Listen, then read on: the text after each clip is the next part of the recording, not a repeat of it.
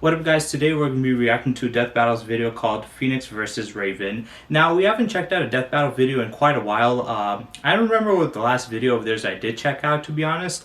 And I was going to check out the Rocket Raccoon versus Stitch video, but for some reason I just didn't. I had a bunch of other videos and other things I had to do before, uploading that one. And I just didn't get the time to upload it, so sorry for that. After done recording this video, I might upload that one. I don't know, to be honest. I do have I'm going back and forth in my head right now because I do have two video ideas. One of them is a discussion video and the other one is possibly a reaction to that. But I might just do the discussion video and do the reaction to that on Friday. So yeah, just wait for that on Friday. But we're going to be checking this one out. I don't know enough about, I'm guessing they're going to use Jean Grey's Phoenix. The Phoenix Force, it's an entity in Marvel, and it has gone into many different characters, but Jean Grey is one of the most well-known characters that and the most prevalent characters too that has had the Phoenix Force themselves. So I'm going to assume they're using that one versus Raven.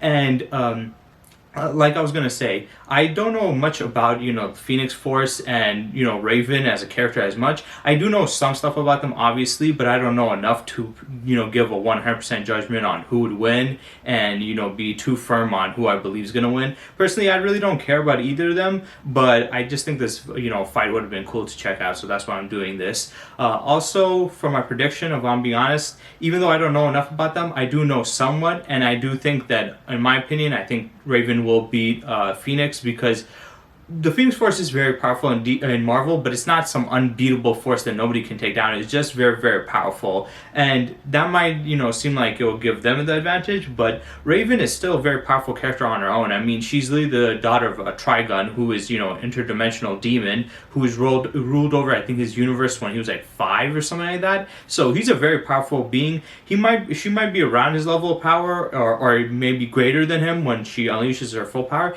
Even if not, she will still be very powerful because of her dad. Now, sorry if you guys see me sweating a little.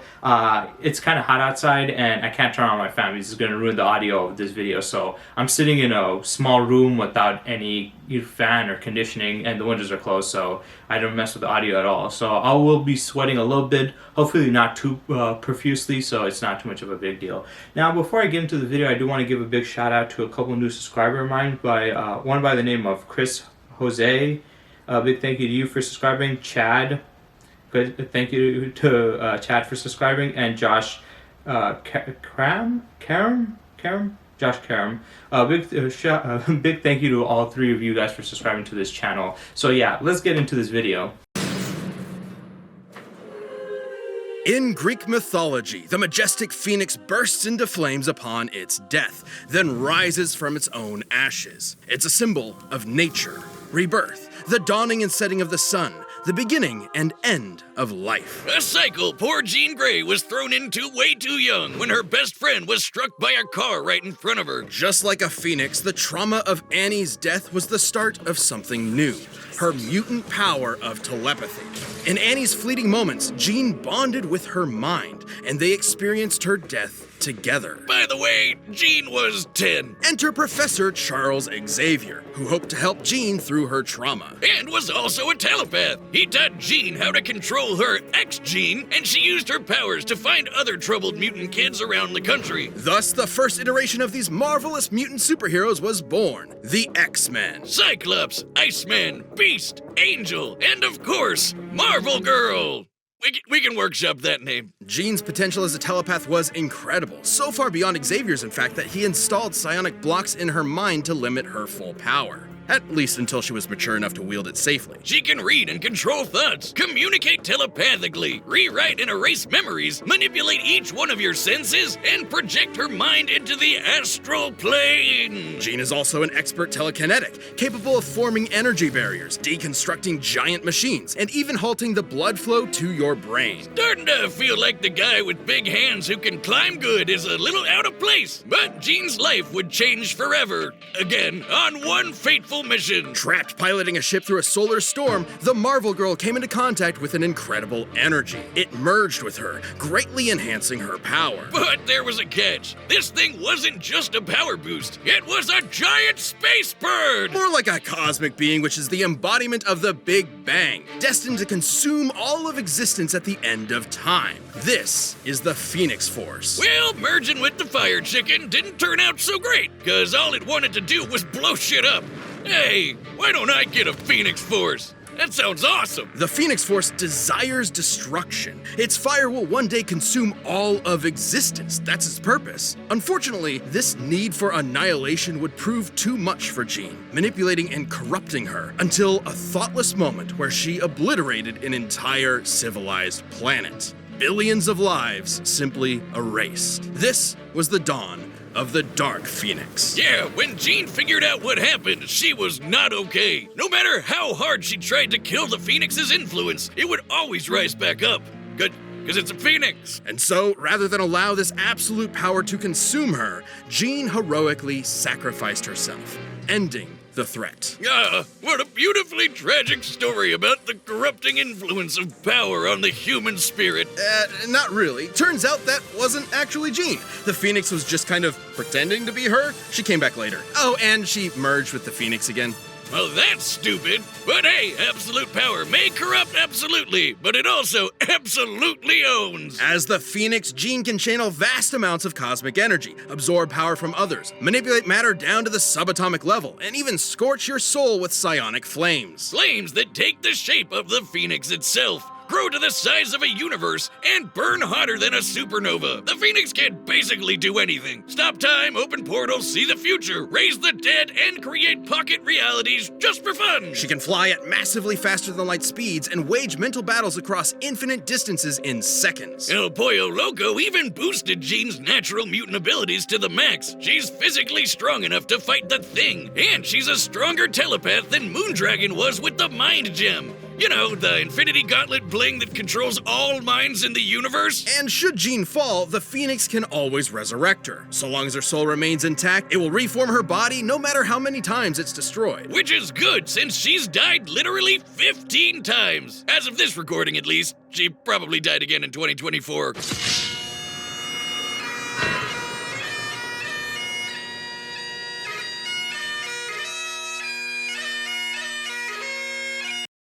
Yeah, so Phoenix Force, I mean, obviously it's called the Phoenix, so it should resurrect you every time you die. But here's the thing, I mean, you see this with many other characters. You see this with Doomsday, you see this with the Hulk, with the Green Door and stuff like that. But also comic book characters in general, that's a common trope where they die and they come back to life.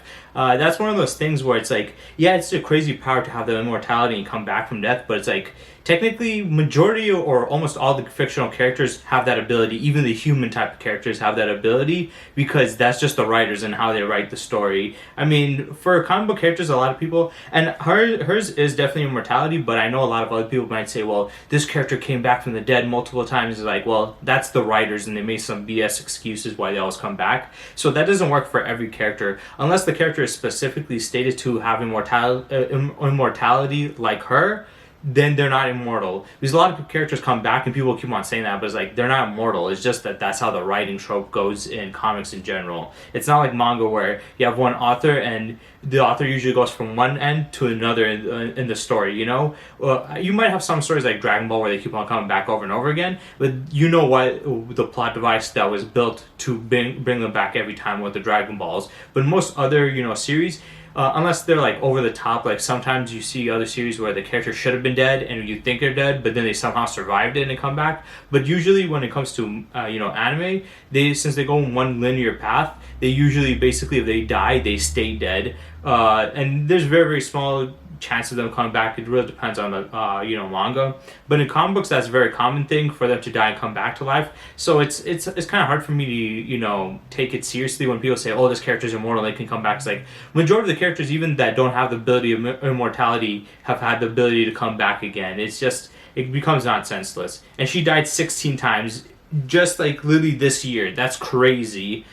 Actually, July 26th, that was a couple of days ago. Yeah, that was like that was like a week at least ago. Like, damn, that shit's crazy. And this came out like It came out like I think a day or two ago. So yeah, it's even less than that for them. Damn. This shit's just crazy. But yeah, she can keep on coming back. All those other abilities is pretty cool. I mean, it makes sense of the Phoenix Force is meant to wipe out, finish the job of the universe's end. Then it should be the case that it can do all these crazy stuff with it. But hey, when Jean's not around, the Phoenix has jumped into other people. Rachel Gray, Hope Summers, Firehair. It's got a thing for redheads. Oh, do you think it was a bad idea to have Jocelyn study it? I demand a raise! Nah, she's fine. Well, even with plenty of hosts to choose from, the Phoenix would often end up back with Jean. Like a clingy, codependent ex. While Jean might be stuck in a kind of love Ouroboros with Scott, Logan, Emma, basically everyone, her true bestie is the Phoenix. Because according to the Phoenix Force, she is its perfect vessel. The Phoenix is powerful enough to stalemate Galactus and defeat the being Necrom, who was going to collapse the multiverse into a singularity. With Old Man Logan as its host, the Phoenix saved the entire Omniverse from destruction. Yeah, basically the embodiment of the previous multiverse got mad and tried to flood reality with his evil juices. So, Old Man Phoenix held back a tsunami that would have erased all of Marvel Comics. Let's move on. Even after multiple possessions, Jean was never quite free. Okay, so they said it stops singularities of a multiverse and the omniverse was saved by Old Man Logan, but then they said something about a wave. How is a tsunami going to go to that? But whatever. I just wish that one thing about Death Battle that they would at least put the comic book issues where they got this information from. They obviously have a whole team to get all this stuff. Usually most other YouTubers might have like their editor and stuff to do it. I do this all on my own, so I usually have to go through myself, and I'm doing that with right now with Cosmic King Thor. I'm still not done with that. I still have quite a bit left. Sorry, I know I've been delaying that for a bit. I will try to finish that. Once when I'm done with that, I'll get through I think, yeah, Gurren Lagann. I'm going to do a Gurren Lagann power scaling video talking about how powerful the universe is, like going through their feats. Then I'll probably do Shinra from Fire Force. But yeah, they have a whole team, and you would think with their team showcasing the images from the comics that they will put the comic book issues in their videos. That would help out a lot. And I know why they don't do that. A lot of times they do get a lot of misinformation or mess up the information for whatever reasoning. And when they do that, when they mess with it and stuff, they do that to push their narrative. Sometimes it's just that they don't know what they're doing. But, and like I said, I guess is a tactic to hide their their faulty logic, because a lot of their videos have a ton of people making debunks to it, and we know that they're not perfect with their scaling. They're better in some videos and worse in others, but still I would prefer to have it even if that's the case, so we can check it out. When I make my videos, I try to do it with mine, and I don't, and I'm a single person. They have a whole stuff. They bring up all that information in the text bubble or box thingy itself. They should bring up which comic book issue it is, or at least mention it. But they rarely, if ever, do that. They do it once in a while, but it's like, come on. You're going to bring up, especially major feats, you need to bring up, more the actual issues from which comic came from, so people can actually look at it. So it says right here, Reverse Scarlet Witch's No More Mutant spell. I know that storyline, she wiped out the mutants. She didn't technically wipe out all the mutants, just majority of them. There was only a select few left, and then it changed the world also completely based off of that. I don't know that reversed it. I'll have to check it out to see if that's the case. Cost eternity to convulse with pain. Okay, eternity. Eternity is the cosmic being that's representation of the universe itself in Marvel. A lot of people say, oh, eternity is this powerful. Eternity is technically only as powerful as the universe itself, since it basically embodies the universe. I know some people might say disagree with my statement and have some arguments. Okay, go ahead, but from what I've seen, it's literally just the representation of the universe, so technically it should be as powerful as the universe itself and nothing more than that, so it's like a universal level being. Could kill the Beyonder in a White Hot Room. I don't know what this White Hot Room is. I have a feeling they're going to go more in depth in that. But I know the Beyonder is ridiculously overpowered. He's the one who created the Secret Wars event. He got all the heroes and villains and then put them in a big battle royale Coliseum gladiatorial battle against each other. I know he's way overly powerful, and I know his powers have changed, like in when he was first shown, he was shown to be super powerful. But as they changed him on, they made him a little bit weaker. And then he's tied to this race called the Beyonders, which are these weird alien-looking creatures. And they ended up somehow killing the Living Tribunal, who's supposed to be the second most powerful character in all of Marvel comics, and basically like a representation of the one above all, which it doesn't make sense. You know, Marvel and DC, these comics, they're very contradictory with their feats and their characters. They sometimes establish, like some hierarchy in the cosmology, and then they say this character is this powerful, but then having them get beaten by other characters or new characters, it doesn't really make much sense. So this was most possibly, the more modern version of the Beyonder, where he has been depowered, and a weaker version than the original, because the original was like OP as shit. So it might be that case, but also sometimes they could just heavily nerf him to make it reasonable, or she could just be that powerful. I don't know. Like I said, I don't know enough about this character. I just wish they put the comic book issue so I could check these out, so I can know if they're telling the truth or not. But it's hard to say from just this video alone. It said forestalled Necrom's multiversal singularity. Also, one thing you guys need to realize, that when a character beats another character that's shown in crazy or impressive feat, just know that all these characters throughout these comics, their powers fluctuate. Sometimes they're more powerful than they are, and sometimes they're weaker than they are. So sometimes they may make the main character in the comic book more powerful than what they used to be, or they might make the opponent they beat weaker. So just because that character did that to the multiverse as a whole, it doesn't mean that in the comic book that she beat him in, that his power is equivalent to that or at that level. Wage mental battle across infinite dimensions. That sounds pretty interesting. Stabilized reality ending. Macaron, Crystal, what the hell? Defeated Professor X, Galactus, Necrom, Sublime, and the Adversary. Do you guys consider this as her power, since the Phoenix Force technically is not a part of her actual power sets, is like an energy form that came in? I think the closest I could think about this is like, Spider-Man, when he had like, I think it was like Captain Universe or something like that. It was this energy entity that connects to some people and gives them insane levels of power, and it did to Spider-Man. That made him the most powerful version of Spider-Man. But technically, that isn't Spider-Man's power. It's an energy source outside of his power that connected to him, that gave him a power boost. So naturally, Jean Grey is still very powerful, but she's nowhere near these levels of power, her normal power. It's the Phoenix Force itself doing it. When it goes to the other hosts, they still are that powerful, especially showing the old Matt Logan thing. So technically she's not that powerful. It's just the energy force mixed in with her power that makes her that powerful. Without that energy force, she isn't on that level. She's still an Omega level mutant, I guess, which I also want to know about that. I know people say this is Alpha level mutant, or this is an Omega level mutant, and sometimes it's not just mutants, it's just a threat. I wonder how powerful, the bare minimum of power, how powerful do you have to be considered Alpha level and Omega level, the bare minimum, not the highest. Like, how weak can you be but reach those levels?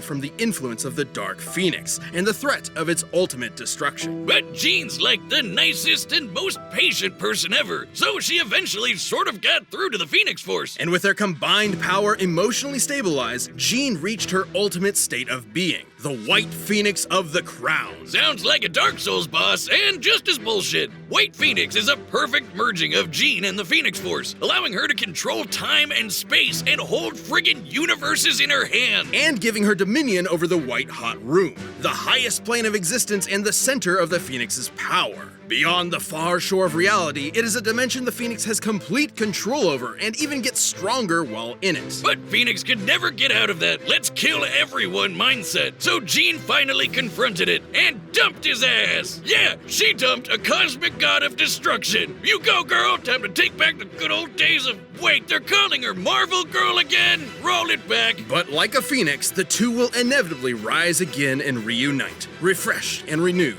with a passion that can melt stars and set our souls aflame. Dreary, the Demon Lord Trigon had a plan to escape his extra-dimensional prison. By manipulating a poor young Gothamite named Angela Roth, he would spawn a half-demon child that would summon him to Earth. See, this is one of the many reasons you don't live in Gotham. Thankfully, Angela was rescued and taken to a dimension called Azarath, filled with a bunch of smelly space hippies. And there, she would have her doomed daughter, Raven. The Azarathians were terrified of Raven. If she ever lost control of herself, even for a moment, she could release release Trigon into the world and kickstart the apocalypse. So they trained her to control her mind, forbidding her from feeling any emotions whatsoever, and thus suppress Trigon's influence. Which is smart, since even without Trigon, she's strong enough to accidentally destroy the universe. I don't know, Wiz. Being told that if I get too mad or too happy I'd let loose the actual devil might just make me a tad bit stressed out of my goddamn mind. I call it the prequel trilogy School of Psychotherapy. And much like a Jedi, Raven learned some sick magical powers. Raven is an empath and can sense the emotions of others even from across the universe. She can shape those emotions so precisely it acts as a form of mind control. There's a lot of girls who have crystals that are considered empaths. It just made me laugh because I always hear some girl, like some hippie ass girl saying, "Oh, I'm an empath," and that's like, shut the fuck up. Most of y'all are psychopaths. Like, you don't give a shit about other people. Like, stop. But even so, it's like, that's corny. Yeah, her power, like I said, since she's the daughter of Trigon, even if like she isn't using her full power, she should be very, very powerful when she lets it out. I mean, if her father's like an interdimensional demon, then obviously she should be pretty insanely powerful herself. Even with the ridiculousness of what Jean Grey has done, I do think hers is crazier. Also, it's crazy it's cool to see when Jean Grey did the thing, because it kind of reminded me of Franklin Richards' picture where they all show with him as a kid doing that same thing. Like I said, I want to know more about these characters. That's why I check out these videos. But the only problem with it is they don't really put full context to where they got this information from. So you can never 100% trust their arguments and their proof that they show. And I know there's a lot of people who make videos, countering it. But like I said, if they gave just out the issues, the numbers of the issues that they got this, feats from, or at least put it in the description down below or in the comment section so we could go search it ourselves, I feel like you would find a lot more flaws and incorrect information in their videos, to be honest. She can sense your presence, absorb and redirect your pain, steal your energy for herself, communicate telepathically, erase memories, or just turn your brain off and put you to sleep. Her telepathy is so strong she could resist a mental attack from the Hive Queen, whose psionic abilities could overpower even Superman's mental defenses. God, I could use that some nights. And he can resist mind control from dudes who can destroy the multiverse. Seems like she's got this emotion. Okay, I want to say this before. Earlier, I skipped some stuff in the middle. It was just like advertisement for BetterHelp. I don't want to help you guys out with your your mental health. I think you guys are crazy, and I don't give a shit about you. No, I'm joking. Yeah, I just thought I'm gonna skip advertisement no matter what. But yeah, that I do not agree with that. Superman, he can take this. Stop with that bullshit. I'm sick and tired of that. We all know at this point, if you go search up, Superman has no real defenses against psychic attacks. The only defenses he has is just the basic defense that any character in DC has, where if you have a strong willpower, you can fight it back. We saw Batman doing it. It's not that Superman has some, mind hacks resistance ability. It's just the fact that in DC, if you have a strong will, you can resist it. That's the only reason. But he has been mind controlled. They literally showed a scan in their Goku vs. Superman video where he was holding Wonder Woman. He got controlled by, Maxwell Lord. So we've seen countless comics where that's happened. So using him as a comparison about the hive mind taking over Superman. Superman's had his mind taken over countless times, even by beings that don't have that crazy psychic abilities. Not saying that hers isn't, powerful, or protection against psychic attacks isn't powerful. The only problem I have with it is saying the hive mind psychic power or, attacks are very powerful because it works on Superman. It's like, yeah, well, Superman doesn't really have any defenses against them either, so it's, except for, like I said, strong will, so that's not a really good argument to make, to be honest. Shit locked down. What's the problem? Her very soul. While her body is ostensibly human, her soul is the locus for Trigon's corruption, and she can separate it from her own body in the form of her silhouette. It's a bird! It's a plane! No, that's just a bird! This soul self is non-corporeal and can be controlled from an interstellar distance away. She can use it to fly, teleport across dimensions, possess people, smash ponies like a battering ram, and even absorb things into a pocket dimension of infinite darkness. Or the nightmares! It can also regenerate from complete disintegration. Sorta like a soul healing factor. They probably should have thought twice about making the person who could accidentally end the world such a badass. Given Raven's fear of her dreaded destiny, it's fitting that her soul self should take the form of her namesake, a raven. Across multiple mythologies and cultures, the raven symbolizes prophecy, death, and ill omen. Hey, if ravens mean bad news, what about gooses? You wanna fight me, motherfuckers? Bring it. I'll nibble you. Hey, what he said? I'll nibble your eyes out. Gonna nibble you. See ya, suckers! Okay, bye. Oh, right. They symbolize assholes. Upon turning 18, Raven feared Trigon's growing presence and went to Earth to form a super team capable of combating him. Screw you, Satan! It's the Teen Titans! These kids may seem like the Justice League Junior Edition, but with Raven as their white and black mage combo, they were out kicking butt and saving the world. You can add Warrior too. On one of their adventures, Raven's physical body was enhanced to match Donna Troy, an Amazonian strong enough to withstand a blast from the Universe Buster Monarch. Well, that's just bad game design. Raven's vast arsenal of magic includes lightning, force fields, illusions, telekinesis, shape-shifting, matter manipulation, stopping and traveling through time, and most dangerously, her control over souls. She can rip your soul out of your body and absorb it to get stronger. Even controlling a universe full of souls all at once is no big deal. And should someone attempt to possess her, she can tether their soul to hers, absorbing them. Like in a possible future timeline where she did just that to the 4 horsemen of the apocalypse. She got strong enough to destroy all of creation. She was called the Unkindness, which is actually the term for a group of ravens. Neat. All of these powers made her an incredible asset for the Titans. No longer alone in Azarath, awaiting inevitable doom, Raven found a new home with new friends. And a potential green-skinned love interest that DC is too cowardly to commit to. Come on, guys. We all ship it. Alongside Raven, the Titans have defeated the Church of Blood, the alien conqueror Mongol, and the Brotherhood of Evil. However, the more Raven used her powers, the more Trigon's influence grew, unleashing a frightening transformation. Dark Raven. Yeah, you can throw empathy out the window. As Dark Raven, she's a force of pure destruction, a perfect vanguard for her pop's hellish army. Like in the New 52 era, where she led Trigon's forces, conquering worlds for, quote, an eternity. Even destroying her body won't do much. She'll just keep fighting as a... Okay, so a couple of her feats frequently resisted Trigon's influence, yeah. Her soul self grew larger than a sun, fought for 3 days straight on the astral plane, matched Dana Troy and unbounded Azatar. Soul self flew from Earth to Tamaran, conquered numerous worlds in the New 52 timeline, ended every plane of existence as the Unkindness, and defeated Brother Blood, Mongol, Teen Titans, Neuron, and Trigon.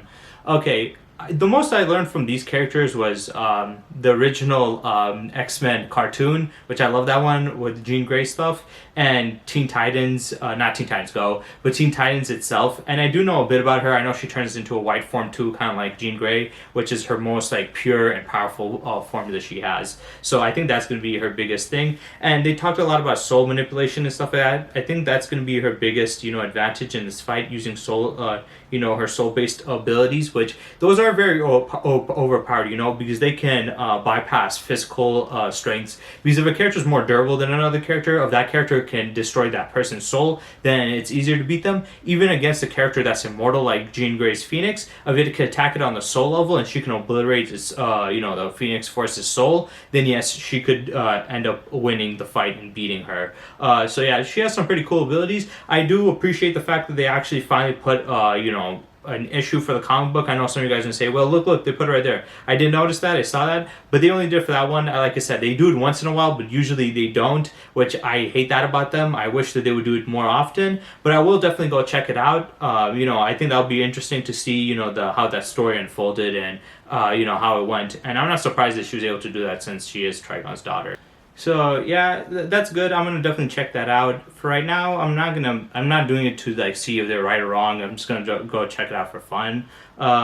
This battle is pretty interesting. One is a cosmic entity that bonded itself with a very powerful mutant. The other one is a girl that's been basically created from made from literally interdimensional demon and a human to create a very powerful girl. So they kind of have two different ways their power came to be, and this cosmic being, it does sound very, very powerful, but the fact that she's the daughter of an interdimensional demon, I think that ranks it quite a bit above just a cosmic level being that's been created to wipe out the universe itself, whereas he literally conquered his own universe as a child, like I said. It's very insane. A lot of her feats are pretty interesting. They put more impressive feats for Jean Grey, though. I'm pretty sure she has more than just this, but they put like more multiversal level stuff and, you know, omniversal level stuff for her. But her, like, they made it a little bit like less impressive. I'm not saying it's not impressive, but compared to her stuff, it isn't as crazy as what she did. But I still do think that Raven's gonna win. I do think there's gonna be like a little trick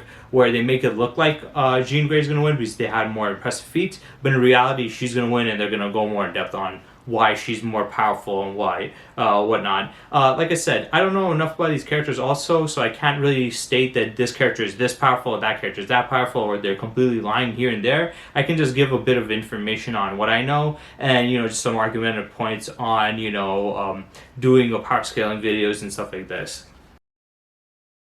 Messed up demon ghost. But the Titans were not fair-weather friends. With their love and support, Raven overcame her dark side and purified her soul to battle her all-powerful father. We've been talking around him for a while, but Trigon is one of the biggest, baddest mother effers in DC Comics. Literally evil personified. He's wiped out the Justice League with no effort, including our old pal, pre-Crisis Superman. The same Superman who flew so fast he broke the bonds of infinity. Trigon's destroyed entire universes, matched the fifth-dimensional imp Mr. Mxyzptlk, and even killed Dr. Fate in an alternate dimension. The same Dr. Fate who flew across reality at the velocity of God. Yeah, he's pretty strong, but so is Raven. You see, Raven was raised as a pacifist, afraid that if she let loose her father's powers would kill everyone she loved. But in truth, Raven's power never belonged to her father in the first place. It was hers, and Trigon had no idea how strong his daughter really was. With the Rings of Azar, Raven bonded with Azarath to overpower Trigon and destroy his soul. Even though her body got nuked in the process, she just kept superheroing without it. That's right, as a ghost!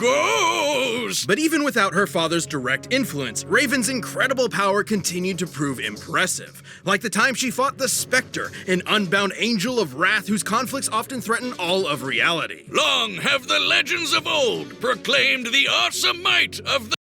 I just want to pause because I think it's cool, like the Trigon thing, him beating Pre-Crisis Superman. Like I said, when people try to compare him to these unbelievably powerful beings, he is very powerful, but he doesn't match up to these cosmic level beings. Now, I don't want to go back into that whole argument. I know already just saying that alone is pissed off a lot of the Superman fanboys, so yeah, whatever. But I do want to know more about the, you know, hierarchy of the different levels of these insanely powerful beings, because he stated that he matches, you know, Mixious's power, which, if I'm being honest, I'm not really surprised. Mixius is very powerful, being a fifth-dimensional imp, but he's an interdimensional being himself, and he's a demonic interdimensional being who conquered his universe at the age of 5. I know I said it a couple of times before, but that's just you know, insane and impressive. So I want to see, like, you know, where all these bigger hitters in the DC you know, cosmology rank up, like, you know, Dr. Manhattan, Darkseid, True Form, obviously, Mxyzptlk, and Trigon, and all these guys, and Spectre, like there. From what I've seen, I think the kind of the fair analysis is Trigon and Mixius are definitely well above, you know, Darkseid. Even his avatar form, they're well above it, because whenever they've gone to mess with him, he has shown that he's them both have shown they've been well above, you know, Darkseid. I know in the Emperor Joker storyline, when Joker took his power, he was actually, you know, Darkseid was watching it from his fourth world, like, oh, look at what's happening in, you know, the multiverse. And then Joker actually invaded the fourth world and said, like, dude, you're not safe either. And he basically was fucking with Darkseid 2 and Apocalypse. So definitely Mixius' power is above him, and so is Trigon, because Trigon, whenever he's fought against, you know, Darkseid, he's bodied him. So Darkseid is just not on his level. So I would say Mixie and Trigon are above Darkseid, but they're pretty much closer. I don't know which one is more powerful. Maybe I guess you could say Trigon, but I think they're more around each other's power than Trigon and Darkseid. And then above that, I would say I think Dr. Manhattan, from what I've heard, that, you know, Mixie actually was afraid of Dr. Manhattan, and Dr. Manhattan was more powerful than him, and he was terrified or something like that. So he's apparently above them too, which is crazy, because he was kind of a human that turned into this, you know, cosmic being through, you know, a nuclear power accelerator or some shit like that. And these guys were interdimensional beings yet he surpassed their power, which is crazy to me. I mean, you would think that they would have the ability to go back in time and prevent that from happening when he got his powers and just kill him that way or whatever. But, you know, that's how the hierarchy works in DC from what I've seen. The Goth GF, but I never knew they were true until this day, Wizard. Okay. Portents of Doom are nothing new for this shadow-clad sorceress. With her teammates at her side, there's no future this Titan can't overcome. Hey-o! You know, I think they could have just talked this one out. This was a nail-biter, and perhaps that's surprising, since Raven's reputation hardly matches that of the almighty Phoenix. Probably because Raven's always holding back. When she does it, you don't have to dig too deep to see that these two are evenly matched in power. The Phoenix Force was strong enough to hold back the destruction of all creation. Phoenix more strong of high-end power. Phoenix Force has more experience, lacks spiritual defense, couldn't destroy the soul self. Like I said, like the soul level thing, if you're against a person that uses soul abilities or has like soul projection like her, you have to have some abilities where you can attack on the soul level also, not just the physical. Counters most of Jean's abilities, more options to end the fight. Soul self would always regenerate. Theoretically has less stamina and experience. I guess the one way to beat the soul self is if it goes ties based off of her power, you can kind of like do a thing where you make it waste all of its energy and it can't fight anymore. I guess that's maybe a way to beat it. They stated that the Phoenix, the reason why they showed a lot of feats was because it has more feats. I mean, for one, I'm pretty sure Jean Grey and Phoenix Force has been around before Raven herself. And also, like they said, Raven holds back a lot, so it's going to be even less impressive feats. Whereas one, they go all out most of the time, so you're going to see more impressive feats, and they've been around longer, so obviously they have more, you know, time to showcase more of their ability. Whereas the other one has less time, and most of the time they're holding back, so it's not as fair of a fight until they show their full power. Definitely has more experience and stuff like that, but I don't know if their powers and abilities are matched. I would still say, you know, her abilities are more powerful since the fact that she is the daughter of Trigon. Whereas her, she just has the power of the Phoenix Force, which is still pretty impressive.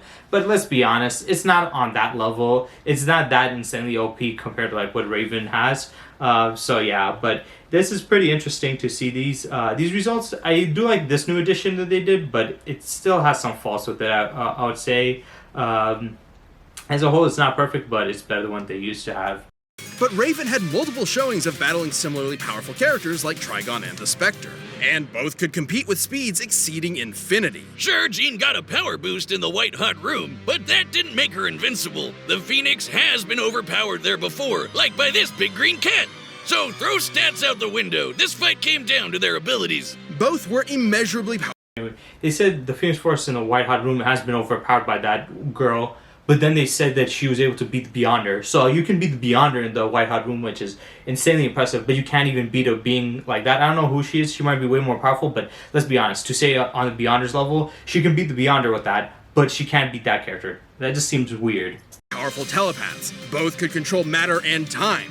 And both could absorb each other's energy. However, Raven's ability to survive and fight as just her soul meant that most of Jean's offensive arsenal could not end the fight. The Phoenix Force could have attempted to possess Raven's soul, but Raven has tethered her essence to other similarly powerful beings and absorbed them in the past. And while the Phoenix's fire has shown to burn souls, Raven's has regenerated from complete disintegration. On the flip side, Jean actually had very little defense against Raven's soul manipulation. The Phoenix could regenerate Jean's body, but not her spirit. When Rachel Gray's soul was shattered, the Phoenix was actually incapable of healing it on its own. And while the Phoenix Force itself will be reborn in the White Hot Room, this can take months, years, even centuries. So it could be one hell of a war of attrition, but ultimately only Raven had the ability to finish this battle. Jean Grey was one of the strongest beings we've ever seen.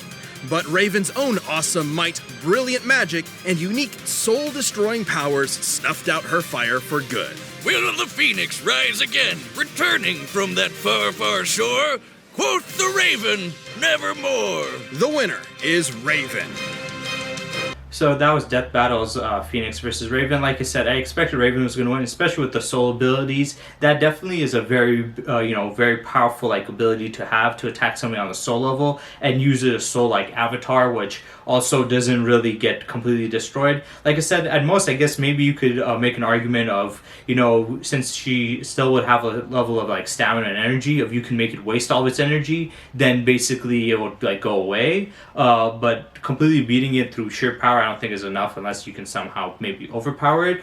But yeah, that's pretty interesting. Like I said, they made it sound like the Phoenix Force made Jean Grey just more powerful, but she had like more of an OP hacks ability and more crazier abilities. But I do think that, Raven should also be more powerful than her, to be honest. Because, like, with the whole Trigon thing, if she can match Spectre and even beat Trigon sometimes, I'm pretty sure she should be able to handle Jean Grey. I don't think Jean Grey could do anything to Trigon. I mean, she probably can do a little bit, but I highly doubt she could beat him or even the Spectre, even though Spectre's power is a little shaky sometimes.